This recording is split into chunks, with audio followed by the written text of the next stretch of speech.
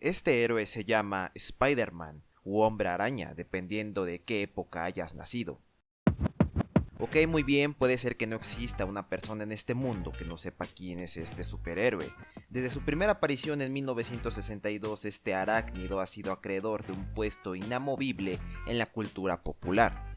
Originalmente un personaje del mundo de los cómics, ha trascendido en el mundo de los videojuegos, la televisión y, como no, lo que compete hoy, la pantalla grande.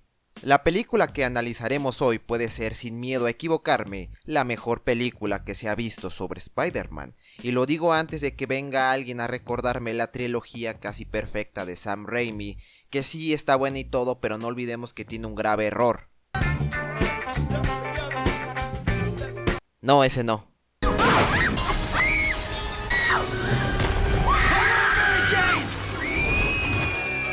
Exacto. Para sorpresa de muchos, esta película fue realizada por el mismo estudio que años antes nos había traído The Emoji Movie, una cinta, digamos... Sí, eso mismo. Sony Pictures Animation llegó en el año 2002, pero no se estrenaría en el mundo de la animación hasta el año 2006 con el largometraje Open Season. El camino del estudio a ratos desastroso fue forjando éxitos medianamente buenos, pero sin destacar, en un mercado acaparado por Disney Pixar y DreamWorks. Posiblemente la película que puso a Sony Pictures Animation en el radar fue Hotel Transilvania en el año 2012, y por supuesto que esto no provocó que el estudio sobreexplotara su franquicia a grados ridículos.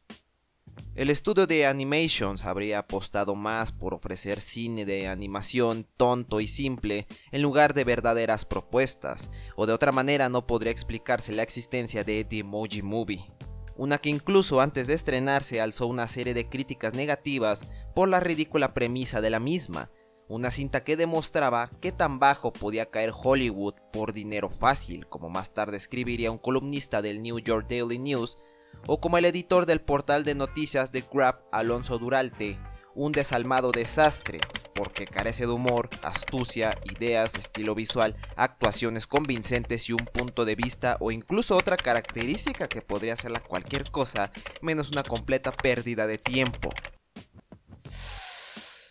Pues entonces Sony sí metió la pata.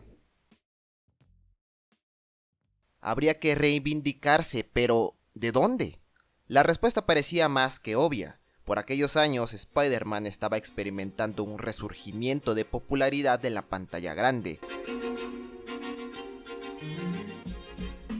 Luego de dos no tan notables películas interpretadas por Andrew Garfield, en el año 2016 Sony Pictures Entertainment firmaría un convenio con Marvel Studios para que el arácnido se uniera al universo extendido de esta última. Aunque claro, las ganancias serían repartidas por ambas, pues los derechos del personaje aún pertenecían a Sony.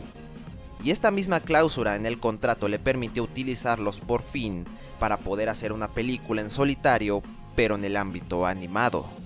La última película de Spider-Man por parte de Marvel Studios resultó un rotundo éxito debido a la expectación que se estaba creando. Incluso antes de que la misma se estrenara, los fanáticos ya especulaban que estaría orientada en explorar el tema de los multiversos, y al final estuvieron en lo cierto. Una bomba de nostalgia y emoción que llenó a más de uno en el cine, pero no olvidemos que 3 años antes ya se había visto en la pantalla grande el verdadero Spider-Verse. Para ser sinceros, el tema de distintas realidades de la vida de Peter Parker ya se había explorado con anterioridad. El primero que recuerdo fue en la serie de los años 90, en donde los hombres araña de distintas realidades se reunían en un espectacular doble episodio final, y al menos en el ámbito de los cómics con la llegada del sello Ultimate Marvel en el año 2000, una reedición de varias de sus historias más famosas para el nuevo público, entre ellas la conocida serie de cómics Ultimate Spider-Man, que proponía un reinicio fresco del trepamuros y de la mano de los escritores Brian Michael Bendis y Mark Bagley. Un nuevo mundo que por cierto no solo se alejaba de la época clásica escrita por Stan Lee y Steve Ditko, sino que proponía una clave en específico para denominar el universo en el que la historia se desarrollaba, en la Tierra 6160.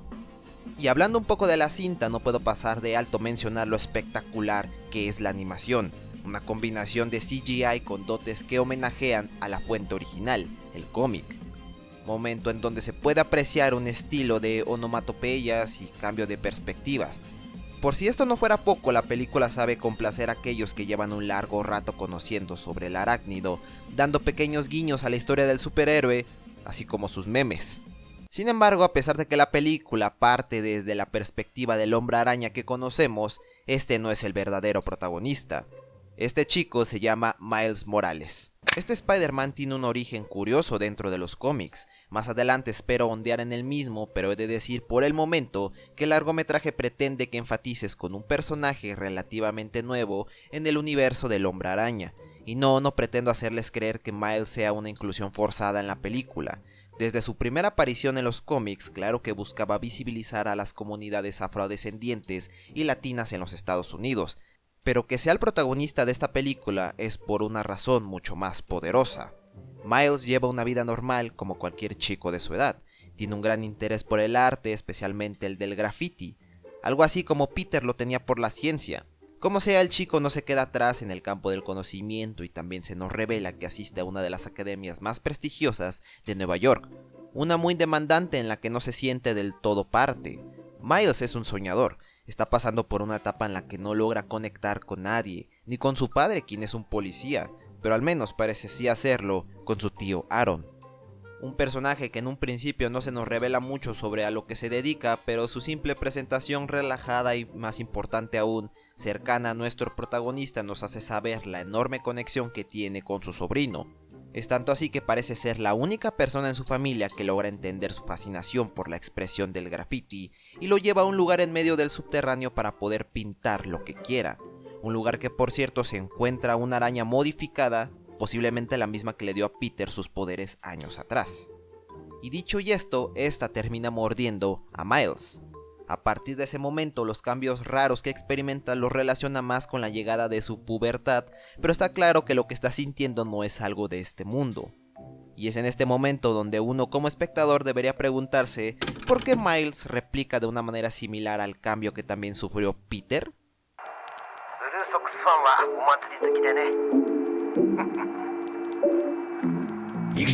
Exceptuando el orden de los acontecimientos, es prácticamente la misma historia de origen. Un adolescente brillante pero incomprendido por su medio es accidentalmente mordido por una araña mutante y a partir de ese momento tendrá que recorrer un largo camino de cambios pero también de aprendizajes para convertirse en un superhéroe. Entonces, cabría preguntarse las preguntas, entonces, ¿por qué Miles es el protagonista y no Peter? ¿O por qué existe el personaje de Miles y no pretende ofrecer nada nuevo al mundo de Spider-Man, más allá de, bueno, tener un color de piel distinto? Ambas preguntas serán contestadas más adelante, pero por lo mientras si podemos contestar la siguiente. ¿Cómo le fue a Miles en su debut? Bueno, corría el año de 2011 cuando este personaje debutó oficialmente en el Ultimate Fallout número 4, una noticia que incluso no pasó desapercibida en los portales de noticias en español. El personaje desde sus primeros días no dejó de recibir opiniones negativas por parte de la fanaticada del trepamuros, declarando en más de una ocasión que lo que estaba haciendo Marvel era un intento de truco publicitario para atraer a más lectores a través de la introducción de una minoría. La controversia escaló incluso en querer relacionar esta decisión de Marvel con la aún vigente victoria de Barack Obama a la presidencia de los Estados Unidos. Por su parte, no todo era malo en el debut del chico, pues también hubo sectores que acogieron al personaje viéndolo como un respiro de aire fresco a lo que ya estaba ofreciendo la editorial. Jesse Shiden, columnista del portal IGN, expresó que toda la historia no complace ni se apoya demasiado en elementos como la tensión racial y económica para seguir adelante, posiblemente como un intento para apaciguar la incertidumbre que podría estar experimentando varios lectores sobre convertir su serie de cómics favorita en una crítica social más. Como sea, más adelante veremos en qué acabó esta pequeña controversia. Volviendo al hilo de la peli, Miles, en busca de respuestas acerca de la araña que lo mordió, termina por accidente en medio de una pelea entre el Duende Verde y Spider-Man, solo que este primero no parece al que estamos acostumbrados a ver en otros medios, pues resulta que en el universo Ultimate, Norman Osborn, al inyectarse el suero que lo convierte en el temible villano, lo muta hasta convertirlo en una bestia. Menciono esto porque quizás la decisión de usar esta versión del Duende Verde sea para enfatizar el universo en el que está desarrollando esta historia, el universo 6160. Entre los villanos secundarios de esta película se suma uno de nombre El Merodeador o Nightcrawler. Y pues, ¿quién es este villano? Pues, no lo sé.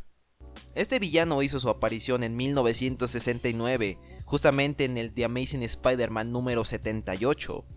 El primer portador del manto se llamó Hobie Brown, un joven afroamericano que usa sus conocimientos en ingeniería para poder fabricar un traje que le permita robar, aunque con la mala suerte de toparse un día al Hombre Araña. A pesar de que este personaje haya sido uno de los relegados por muchos años, más que nada por la larga trayectoria del cómic, al menos hay que agradecer que la peli en cuestión haga el esfuerzo de retomarlo. Como sea, Miles decide no interferir mucho en la pelea que se está llevando a cabo, sino hasta que Peter se encuentre en verdaderos problemas. Resulta que el lugar donde se encuentran es adentro de un extraño colisionador subterráneo y cuyo proyecto parece ser plan del Kingpin, uno de los villanos clásicos del Hombre Araña. Y es este último quien termina ganando esta batalla, asesina a Spider-Man. Miles comprende que ahora la responsabilidad de salvar la ciudad recae en sus manos. Ahora quiera o no, tiene que portar la máscara de Spider-Man, lidiar con la muerte de un símbolo para la ciudad. Incluso se llega a comprar un traje, pero es uno que le queda demasiado chico, haciendo referencia a que por el momento no es capaz de portar ese símbolo. Y como es costumbre en cualquier película de Marvel, aparece el casi obligado cameo de Stan Lee, el creador de Spider-Man, pero no el único. Aprovecho este momento para poder analizar un poco cómo este hombre se convirtió en la viva imagen del padre no solo de Spider-Man, sino de un montón más de personajes. Es indudable que la creatividad de Stanley Martin Lieber era digna de admiración. Su apodo como Stan Lee surgió en la época en la que trabajó en el Timely Comics, más tarde rebautizado como Marvel Comics. A su llegada como escritor se desempeñó en desarrollar posiblemente las mejores historias del héroe insignia de la editorial, el Capitán América. Un símbolo de la ideología estadounidense, sí, pero al menos Stan Lee aprovechó el contexto actual de la Segunda Guerra Mundial para atraer a más lectores. Uno de los creadores de este héroe, Jack Kirby, sería uno de sus más fieles compañeros de trabajo, aunque falta alguien más por mencionar, a veces el infravalorado Steve Ditko. Es a partir de este momento que el trío sería padre para un montón de héroes, entre ellos el que nos compete el día de hoy. Stan estuvo a punto de dejar la editorial hasta que su esposa lo detuvo y convenció de no poder marcharse hasta que pudiera escribir los cómics que él quería. Fue así que se puso manos a la obra junto a Kirby para trabajar en su primer gran éxito, Los Cuatro Fantásticos. Una serie de cómics que seguía la vida de un cuarteto de individuos que reciben maravillosos poderes. Sin embargo, Stan Lee escribió las historias desde una perspectiva poco explorada en aquellos años. Básicamente tratar a sus poderes más como una maldición que una bendición. Los héroes adolecían tener que ser lo que eran. La vida de los Cuatro Fantásticos a ratos exploraba su lado humano, combinado a tramas más complejas que obligaban a que las historias se alargaran por más números. Atrajo increíblemente a un gran séquito de fanáticos que hizo a Lee considerar quedarse en Marvel. La racha de crear historias que exploraran el dolor, tormento o soledad seguiría, aunque también bebiendo de la época en la que estaba viviendo el mismo autor.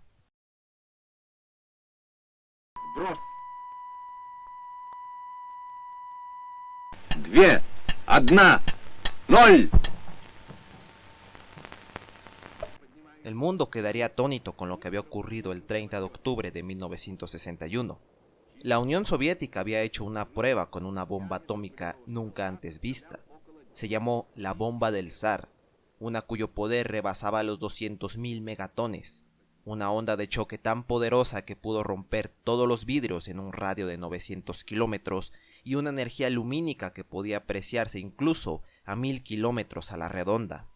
Este aterrador momento de la humanidad replanteó en el consciente colectivo los peligros de la radiación y a dónde se estaba dirigiendo esto. Dentro de la incertidumbre y el miedo a la aniquilación total, Lee y Kirby aprovecharían el momento para introducir a uno de sus héroes más conocidos, el increíble Hulk. Con esto no pretendo hacerles creer que ambos historietistas aprovecharan el pánico colectivo para vender cómics, sino que la intención habría sido apaciguar a sus lectores más fieles para que vieran de una manera un poco más fantástica o fuera de la realidad los peligros de la radiación. En este caso, a través del personaje de Bruce Banner, un hombre que tras someterse a una dosis letal termina convirtiéndose en un monstruo. Pero faltaba un héroe más, una cuya premisa terminaría con empatizar con los lectores. Quizás Stan, Jack y Steve tenían la respuesta tan enfrente que era imposible de ver. La mayoría de sus seguidores eran jóvenes y los héroes de los que leían eran adultos, así que las probabilidades de poder identificarse con las situaciones eran bajas. El siguiente paso a seguir parecía bastante obvio, pues en aquellos años la visión que se tenía de jóvenes justicieros era remitida hacia personajes como Robin de Batman, un sidekick o un compañero de vías de aprendizaje, pero nunca como un solitario. Según se cuenta, Stan Lee, en busca de inspiración para un nuevo héroe, observó cómo en la pared de su oficina se posaba una mosca, y supo en ese momento que el siguiente poder a desarrollar tenía que ser uno referente a los insectos. Fue así que tras barajear distintas posibilidades llegó por fin al nombre de su personaje estrella, Spider-Man.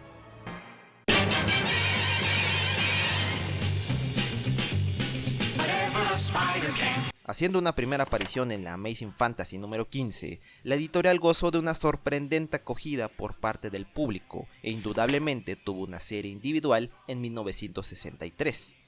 La revista Esquire realizó una encuesta 2 años después, dirigida a jóvenes universitarios que catalogaron al trepamuros como un ícono de la época revolucionaria, junto a otros representantes como Bob Dylan y el Che Guevara. Uno de los encuestados mencionaría: acosado por aflicciones, problemas económicos y la cuestión de la existencia, en resumen, es uno de nosotros. Y claro que ahí radicaba el éxito de Spider-Man, al ser más un héroe y permitir conocer un poco de la persona tras la máscara lo hacía completamente identificable. Habla de lo dañino de los estereotipos sobre los chicos como Peter, nerds e introvertidos. Ofrecía una visión más humana del superhéroe. De hecho, es tanto así que Peter, tras descubrir que tiene poderes, lo primero que piensa no es en salvar la ciudad de Nueva York, sino utilizarlo de manera egoísta para ganar dinero en una competencia de lucha libre. Tras presentarse la oportunidad de utilizar su don para el bien, deja ir a un ladrón que más tarde lo marcaría negativamente, arrebatándole la vida a su tío Ben. Sin embargo, es curioso cómo incluso en estos días no se hable mucho ni de Kirby ni de Ditko al momento de mencionar a Spider-Man. Ambos dieron sus propuestas de cómo debería lucir este nuevo héroe y tal, pero al final de cuentas, al único que veían como creador del arácnido era Stan Lee. Cuando el superhéroe se había vuelto un fenómeno de masas, las entrevistas iban más dirigidas a este último.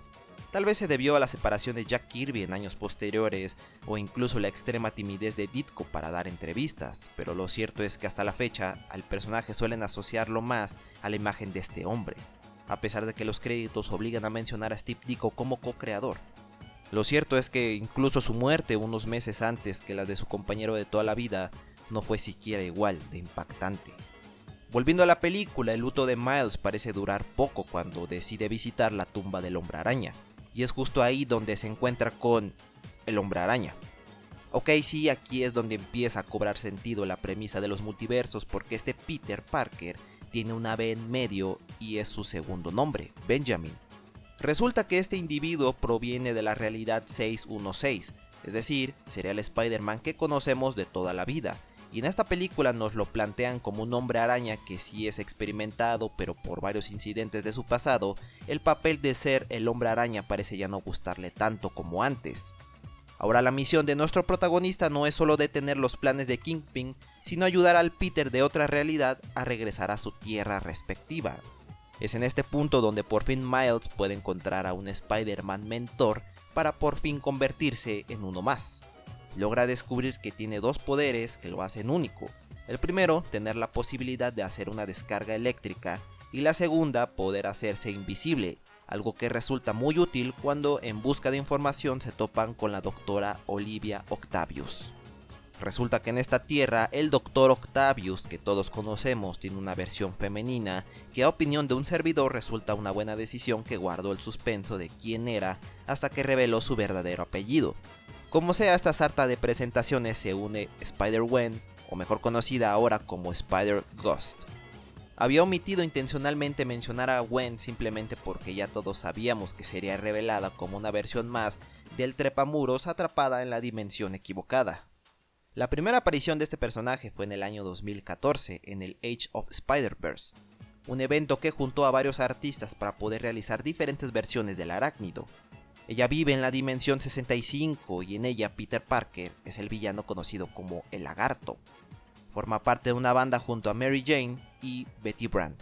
Más tarde terminan por aparecer el resto del elenco, empezando con Spider-Man Noir, quien hizo su primera aparición oficial en el año 2009, en una miniserie de 4 números y bajo el sello Marvel Noir, que buscaba historias en las que los superhéroes de la editorial convivieran en un universo inspirado del cine del mismo nombre de los años 30 y de la cultura del pulp. Como su nombre lo sugiere, Spider-Man Noir está ambientada en la época de la Gran Depresión, con ese aire oscuro propio de las películas de la época. Y como dato curioso, puede ser de las únicas versiones del Hombre Araña que, además de usar sus poderes, también usa armas.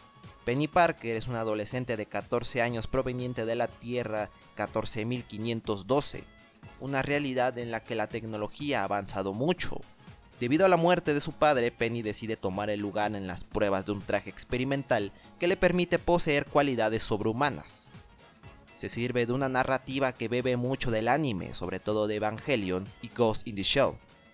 Y por último, pero no menos importante, Spider-Ham, el personaje más antiguo de los mencionados, teniendo una primera aparición en el Marvel Tales número 1 del año 1983, y sí, se trata de una versión antropomórfica de Peter Parker. Y por si se lo preguntaban, no es una araña mordiendo a un cerdo, sino un cerdo mordiendo a una araña. Y ese cerdo era la tía May. Como ya había mencionado, el villano principal de la cinta es Wilson Fisk, mejor conocido como Kingpin. Haciendo una primera aparición en The Amazing Spider-Man número 50, el personaje ha trascendido no solo a ser un supervillano recurrente en los cómics del arácnido, sino en los de otros personajes como Daredevil o Punisher. En esta ocasión, el filme le otorgó una faceta que muy pocas veces se explora del personaje. Wilson tiene una familia conformada por su esposa Vanessa y su hijo Richard, quienes no sabían que Fisk era el jefe de la mafia hasta tiempo después, obligando a este último a abandonar por un tiempo su vida criminal. En la película, su esposa e hijo fallecen en un choque automovilístico mientras intentaban huir de él, por lo que su plan tiene el objetivo de recuperar a su familia, aunque sea de otra realidad. Siguiendo con los personajes clásicos de los cómics del Hombre Araña, no podemos ignorar la importancia que ha tenido la tía May para Peter, siendo su figura materna y único familiar con vida que le queda al pobre chico. Era más que obvio que iba a presentar mayor importancia en protegerla. Ya se ha visto con anterioridad cómo May Parker descubre la identidad de su sobrino, pero nunca adoptando un rol activo, a excepción de esta peli donde ella desempeñaría un papel que me recuerda mucho al de Alfred, el mayordomo de Batman. El Peter de la Tierra original tiene su baticueva, entre ellas referencias tan específicas a la vida del personaje como lo es el Spider-Buggy. Digamos que este curioso vehículo hizo una primera aparición en el número 130, un vehículo que parecería no servirle mucho a un héroe que puede llegar a todos lados columpiándose por los edificios de la ciudad, pero bueno, había que vender juguetes.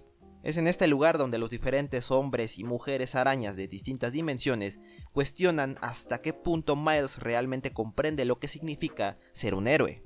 Aunque he de decir que la manera en la que lo hacen es la incorrecta para poder transmitir la frustración que a veces cuesta ser el símbolo de la justicia en la ciudad. Miles comprende que quizás nunca pueda ser Spider-Man al no poder identificar lo que te hace uno y abandona a todos. En busca de apoyo va al único lugar donde sabe que estará mejor, la casa del tío Aaron, llevándose entonces la desagradable sorpresa que ha sido este primero, el temible merodeador, quien el chico solía creer trabaja para los malos, y tras descubrir sus identidades mutuamente, el tío Aaron muere a manos de los hombres de Kingpin. La muerte de este personaje afecta tanto a Miles que podría decirse, este es el tío Ben de nuestro protagonista. Uno que en un principio era un hombre que se ganaba la vida trabajando para los malos, sí, pero no necesariamente malo por sí mismo. Incluso en los cómics, la vez que Peter se topó con el merodeador, pensó que la mejor manera de combatir al criminal sería hablando con él, dándose cuenta que se trataba de un pobre incomprendido. Lo aconsejó dejar el mundo del crimen para convertirse en una persona de bien, algo que incluso lo llevó en una ocasión a intentar formar parte de los defensores. Y a pesar de no tratarse del mismo hombre en el cómic como en esta película, el simple hecho de portar la identidad del villano es símbolo de redención. Resulta que algo comparten todos los trepamuros en común, es la muerte como símbolo para hacer el bien. Haber perdido a un tío, un amigo o un padre es una cruz con la que cargarán por el resto de sus vidas. Un recuerdo constante de que se pudo haber impedido esa muerte, uno que les recuerda qué sucedió la única vez que decidieron no ser héroes. Un elemento recurrente en la narrativa del Hombre Araña, pero quizás nunca mejor explicado que con el cómic Spider-Man Blue. Asociamos el color azul con la depresión, por lo que el solo título ya nos sugiere quién será el villano con el que combatirá nuestro héroe en esta ocasión. El cómic es escrito e ilustrado por los a veces desconocidos Joseph Loeb y Tim Sale, una historia que explora la melancolía de Peter a un año de haber perdido al amor de su vida, Gwen Stacy. El cómic parece recobrar el estilo de los primeros años y de hecho rememora uno de los momentos cumbres de la historia del personaje, aquel emblemático enfrentamiento con el Duende Verde que culmina de la manera que ya todos conocemos. Un momento que también quedaría inmortalizado en la película del 2014. El impacto de la muerte del personaje de Gwen repercutió tanto en los lectores que incluso la versión que se publicaba en México decidió cambiar radicalmente la historia canon con una donde Peter y Gwen se casaban, aunque al final se revelaba que solo era una ilusión provocada por un gas del Duende Verde. Como sea, lo que empezó con una simple estrategia de la editorial para darle mayor protagonismo al personaje de Mary Jane, al menos en el cómic en cuestión, buscó explorar la pregunta: ¿cómo lidia un superhéroe el proceso de duelo? Incluso para antes de la muerte de Gwen Stacy en los cómics se acostumbraba a relatar a los héroes como siempre triunfadores en sus hazañas. Pocas veces plasmaban sus fracasos al momento de proteger a sus seres queridos. Como sea, más adelante la tradición de matar a ciertos personajes para mantener el interés de los lectores se iría haciendo más común, y claro que en las historietas del Hombre Araña no sería la excepción. Volvamos a los inicios de Miles Morales en el mundo de los cómics. Si el Miles de la película no termina de convencer a los demás héroes, ahora imagínate haber empezado tu debut siendo el reemplazo directo de uno de los superhéroes más queridos de todos los tiempos. En el año 2011 y luego de 160 números, Ultimate Spider-Man estaba sufriendo una baja considerable en sus ventas. Los escritores originales, Bendis y Bagley, se habían marchado y las historias del trepamuros empezaban a flaquear. Fue así que la editorial, a punto de cancelar la serie, recurriría a un último recurso en busca de recuperar la relevancia del pasado: asesinar al Hombre Araña. Es el punto final. Esto tiene un sentido y no funcionará si no nos mantenemos firmes, había mencionado el escritor Brian Michael Bendis tras su regreso y a un par de días de que el último arco se pusiera a la venta. Bendis y su equipo necesitaban que la muerte realmente impactara a sus lectores y para ello tenían que hacerla definitiva. No tenía por qué haber razones para que el Hombre Araña volviera a la vida. De ser así, la partida no sería significativa, ni mucho menos le permitiría abrir el camino al nacimiento de un nuevo héroe. Ya habíamos comentado el debate que se abrió tras el anuncio de un Spider-Man afroamericano, incluso en una época donde la cultura de la inclusión no estaba tan cimentada como ahora. Puede incluso que hasta la fecha haya personas que no les agrade mucho estas prácticas, pero al menos puedo decir que la llegada de héroes como Miles Morales ha permitido a muchos niños y niñas poder identificarse con una gran variedad de personas que posean su mismo color de piel, ideología o país de origen. Los cómics, las películas y demás son productos destinados a todos sin importar de dónde vengan. En una época donde ya concebimos al original Spider-Man como un experimentado héroe, necesitábamos tener un novato que nos dejara ver de a poco su aprendizaje y crecimiento como justiciero. Ahí es donde entran personajes como Miles. La versión de la película sabe que la única forma de saber si podrá ser el nuevo símbolo de la ciudad es intentándolo, dando un salto de fe. La cinta nos lo deja ver con una de las mejores secuencias y el enorme cariño que hubo detrás.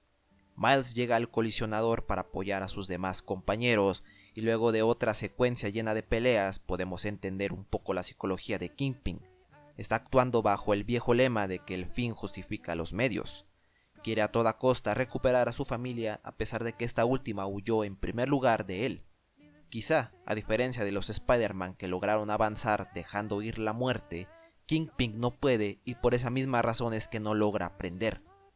Miles se enfrenta y vence al villano. Los demás Spider-Man regresan a su dimensión, el chico se reconcilia con su padre y la película acaba, no sin antes darnos un indicio de la secuela. El Hombre Araña se ha ido en la realidad de Morales, no el símbolo de la paz. Pero, ¿qué papel podemos jugar nosotros como sociedad? Es decir, un mundo donde parece todo quedarse en manos de los superhéroes suena demasiado utópico cuando la sociedad es la que forma el bienestar. Recordemos que en una parte de la película Stan Lee dice que el traje siempre queda, o el discurso de Mary Jane hablando sobre cómo nos necesitamos en sociedad en los momentos más duros. El éxito de Marvel, no olvidemos, se dio gracias a lo fácil que era identificarse con los protagonistas. Era un reflejo de nosotros y el papel de la paz en el mundo de verdad debería ser responsabilidad de todos. Un mensaje que me alegro finalmente haya sido tomado por la versión live action del Arácnido, cuya simbología no parecía entender al tener todo desde el inicio por parte de su papi Tony Stark. Al final de la última película es cuando vemos esta reinvención del Hombre Araña y a un Peter mucho más consciente sobre lo que significa ser lo que es. Y hasta aquí el video de este mes, espero que les haya gustado porque como siempre me esfuerzo por traerles un video de calidad a mi pequeño grupo de suscriptores. Recuerden ustedes siempre hacer el bien y comportarse en sociedad, porque si todos contribuimos a un mejor futuro, claro que lo tendremos. Bueno, ya me voy, me despido, nos vemos el siguiente mes, espero, los quiero, bye.